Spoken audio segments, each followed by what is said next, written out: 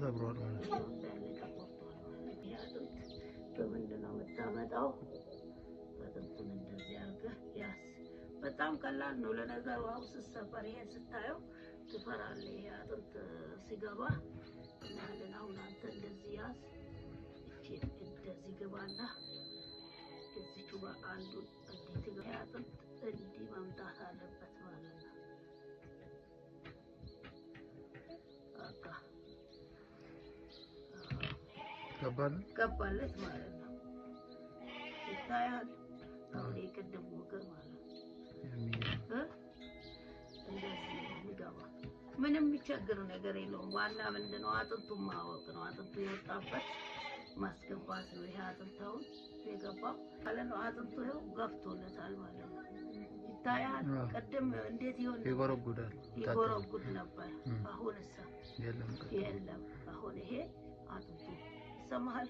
ውስጡ የሚለው ተገናኙ ማለት ነው። ቋቋ ይላሉ። ይታያል። ያማል አያመኝም ማለት ነው። ይሄው የቀድሞ ስታየው እንዲህ ወደ ታች ጎረጉድ ነበር። አሁን አጥንቱ ተገናኙ ማለት ነው። ይታያል። ሰው ይሄ አሁን እንደዚህ ገፍቷል ወጥቷል የሚሉት ውሸት አይደለም። እንዲህ ነው የሚገባ። ምንም ነገር ሰዎቹ የዳር ውስጥ የተቆሞ የሚሄዱትን ሁሉ እልክላቸዋለሁ። ይሄ ልጅ ተነስቶ ሲሄድም እልክላቸዋለሁ። በጣም መጥቶለታል፣ ገፍቶለታል። በጣም ምን ተሰማች? የቅድሙን እግር አይተህ እውነት ይመስላል? ምን ከአሁን የቅድሙ እግር እንደዚህ ይሆናል ብለህ አሰብክ? አዎ ደስ ይላል። ይሄ ራሱ ሲያዘው አላመንኩም ብሎ ነበረ። በጣም ጥሩ ነው። ሰላም ሁኑልኝ። የሚታየው እውነት ነው የምትሉት እውነት ነው። ይኸው ሰው ነው እየተናገረ ያለው እውነት ነው። ውሸት አንሰራም። እግዚአብሔር ይጠይቀናል። እኛ ለእግዚአብሔርና ህዝቡ እንዲያይ ቤት የተቀመጠ እንደዚህ የተጎዱ ሰዎች እንዲያዩ ነው የምሰራ። ብዙ ሰዎች የሚጠይቁት እኔ ባሌ ሮቤ ነው የሚገኘው።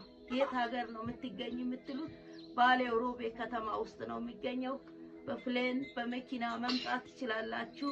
ሰላም ሁኑ ለእናንተ። ዶክተር ታደለች ወለምታ መስላቸው ነው የሚመስለኝ እንጂ ስብራት አሁን ስብራት እያሉ ግን ያወራሉ።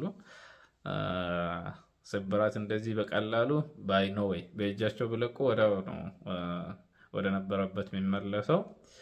እንዲህ አይነት ህዝቡን እንግዲህ አዌርነስ መፍጠር አለብን። ጤና ባለሙያዎችም ይሄ ትልቅ ተቋም ውስጥ በኦርቶፔዲሽያን ብረት ገብቶለት ነው ምንድነው እና እንዲህ አይነት ሰዎቹ ራሳቸው ላይ ባይቀልዱ ባይነኝ። ቻው